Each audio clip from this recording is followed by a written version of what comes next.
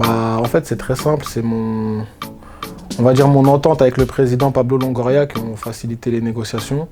Il a manifesté donc l'intérêt de me recruter dès le mois de décembre. J'ai trouvé ça assez prématuré, donc voilà. Et je sais que de sources sûres, voilà, on avait des amis en commun, des connaissances dans le milieu du football. Et je sais qu'il l'avait poussé à l'époque pour ma signature à Villarreal. Donc ça s'est fait naturellement. J'ai bien aimé le projet qu'il m'a présenté. Ça matchait bien entre mes ambitions personnelles et ce que recherchait l'Olympique de Marseille. Donc voilà, ça s'est fait, comme je l'ai dit, au feeling.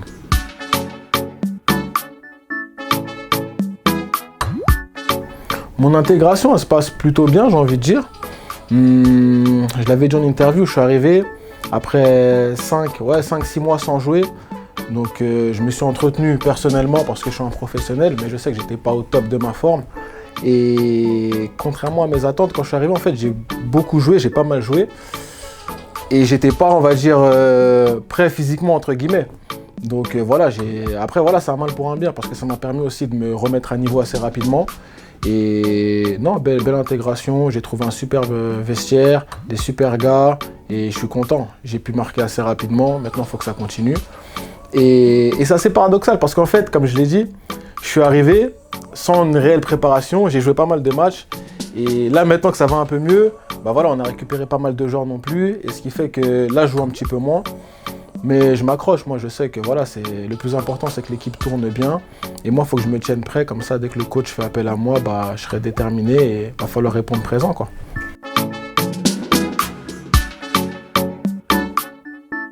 Ouais, Steve Mandanda, franchement il m'a bien accueilli. On a son frère qui est avec nous en sélection, à qui je passe le bonjour d'ailleurs.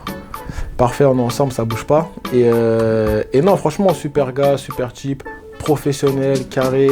Et c'est notre capitaine, hein, Steve, on va pas se mentir, c'est notre capitaine. Pour moi, c'est un honneur d'évoluer avec des joueurs comme ça, parce que voilà, il y a beaucoup d'expérience.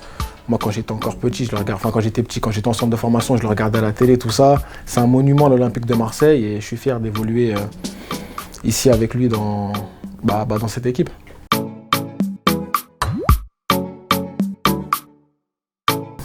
On en parle beaucoup. Des fois, je suis là et je dis, Steve, mais c'est comment, hein? T'as jamais voulu jouer avec nous, tout ça? Il m'a dit non.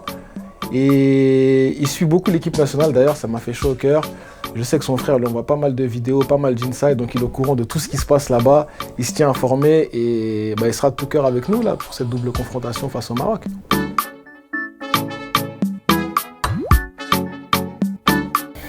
Ouais, on a 2 matchs de la Coupe du Monde là, 2 matchs du Qatar. L'état d'esprit, je suis déterminé. Je sais que c'est une chance qu'on a de pouvoir représenter toute la nation. Sur 2 matchs, on peut se retrouver au Qatar. Donc voilà, le peuple attend ça depuis longtemps, depuis 1974.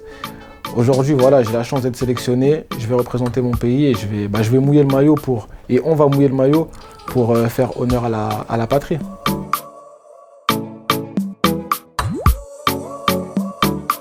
Il y a toujours de la pression. Même quand je joue un match au quartier, moi j'ai la pression. Donc voilà, mais c'est la pression positive, entre guillemets. C'est ça qui te fait avancer, ça qui te fait bien jouer. Il faut savoir la gérer.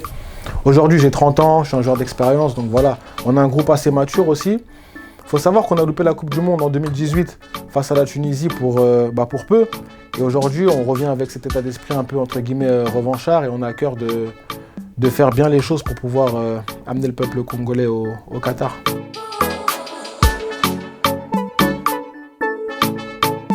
Mieux préparé, je dirais oui, parce que voilà, ce qui ne tue pas rend plus fort.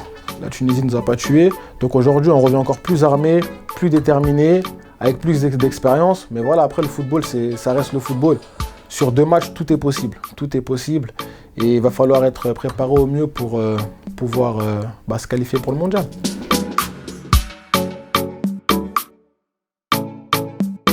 Non, ça reste en interne. On s'est beaucoup parlé entre les coéquipiers. J'ai beaucoup discuté avec les cadres de l'équipe, tout ça. Donc voilà. Moi, je pense que c'était cette expérience qui nous faisait défaut. Maintenant, on verra. Comme je l'ai dit, sur 2 matchs, tout est possible. Le Maroc, c'est une grosse nation de football. On sait qu'ils ont des grands joueurs aussi. Donc ça ne va pas être facile. De toute façon, dans tous les matchs qu'il y a, il n'y a aucune confrontation facile. On sait à quoi s'attendre, il va falloir être armé et la meilleure équipe gagnera.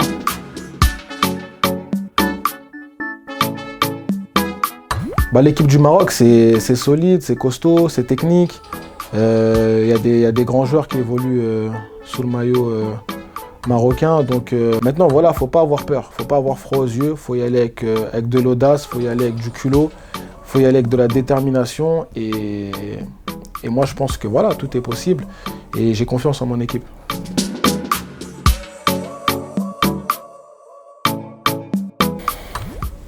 Franchement, depuis qu'il est là, c'est assez cohérent. Il nous a apporté une certaine stabilité, de par son calme, de par son expérience, de par sa manière de penser. Voilà, il a essayé d'installer en peu de temps un schéma tactique qui a l'air de fonctionner plus ou moins. Donc pour moi, pour le moment, RAS, rien à signaler. Et j'espère que voilà, ça a apporté ses fruits sur cette double confrontation.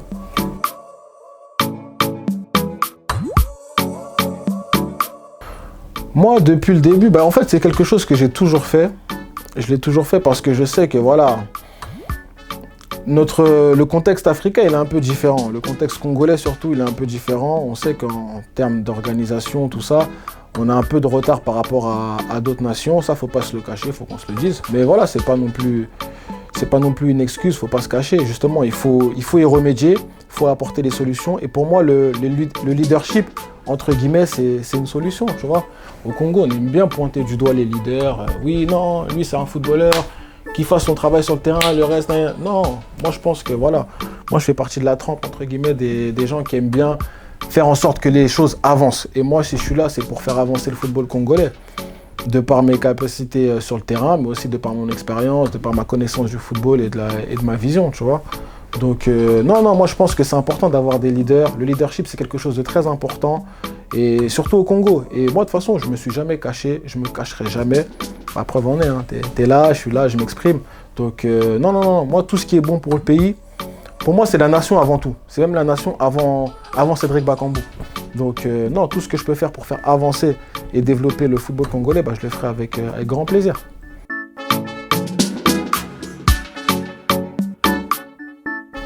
C'est que bénéfique, hein. Samuel Bastien, on l'a vu sur la campagne de qualification pour le mondial, là. Franchement, il nous a apporté une touche technique au milieu de terrain incroyable. Donc je suis content pour lui, je suis content pour l'équipe. Ensuite, en ce qui concerne Théo, moi j'ai évolué avec lui en Liga, mais ça fait longtemps déjà. Moi je le connaissais, ça fait pas mal de temps. Je lui ai toujours parlé de la sélection, c'est resté dans un coin de sa tête. Même des fois je le saoulais, tout ça. Et au final, je vois qu'il est là avec nous, donc je suis très content. J'ai regardé son match, là, c'était face au Bahreïn, parce que j'avais pas pu me déplacer. C'était face au Bahreïn. Et non, franchement, ce qu'il a montré, c'est de bonne augure pour la suite. Je suis très content.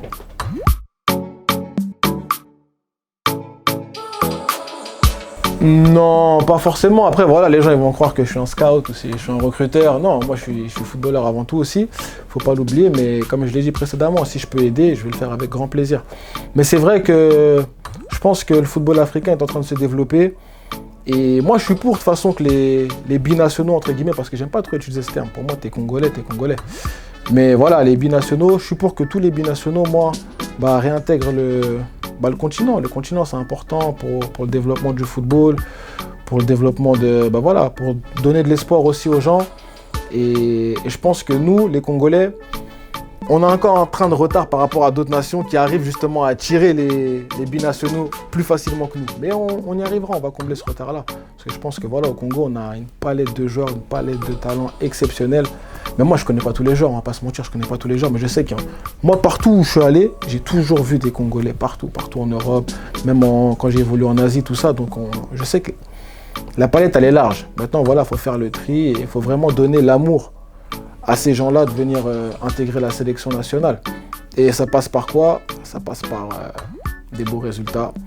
Je pense que si on arrive à se qualifier pour le mondial, déjà, les gens verront le football congolais d'un autre œil.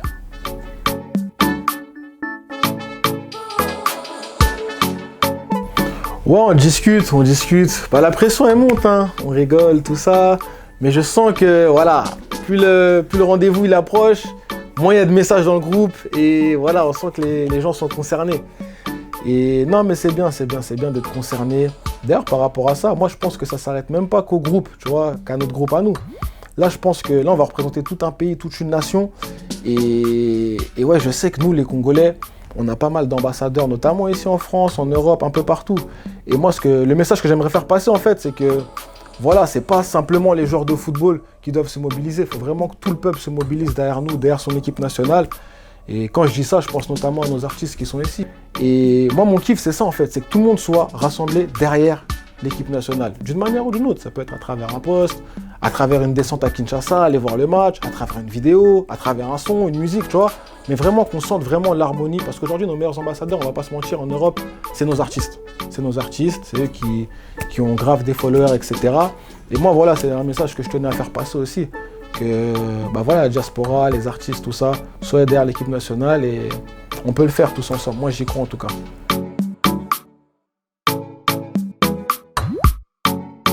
Non, pour moi, le public, ça a toujours été un atout. Pour moi, ça a toujours été un atout, le public. Et notamment au Stade des Martyrs. Stade des Martyrs, on sait qu'il y a une grosse ambiance, une grosse ferveur. Et voilà, ça va être important que nos supporters nous soutiennent durant ce match face au Maroc. Parce que voilà, on aura besoin d'eux. Il y a des moments difficiles dans un match, il y a des moments où tu as envie de te sentir poussé par le public, tout ça. Et j'espère que le public répondra présent. En tout cas, j'invite tous les Congolais à venir au stade, tous les Congolais à nous soutenir durant ce match-là. Parce que là, on aura vraiment besoin de toute la nation pour aller chercher cette qualification.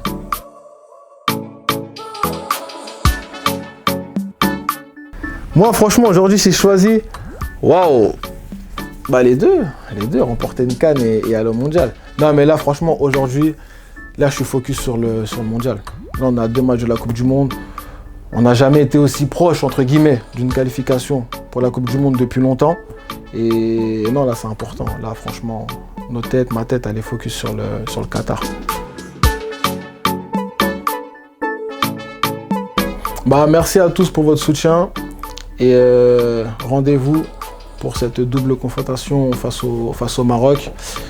On compte sur l'appui de tous, on compte sur le soutien de tous, comme je l'ai dit dans l'interview, que ce soit les footballeurs, que ce soit les familles, que ce soit les amis, l'entourage, les ambassadeurs, les artistes. Franchement, il faut vraiment qu'on soit tous ensemble pour aller chercher cette qualification.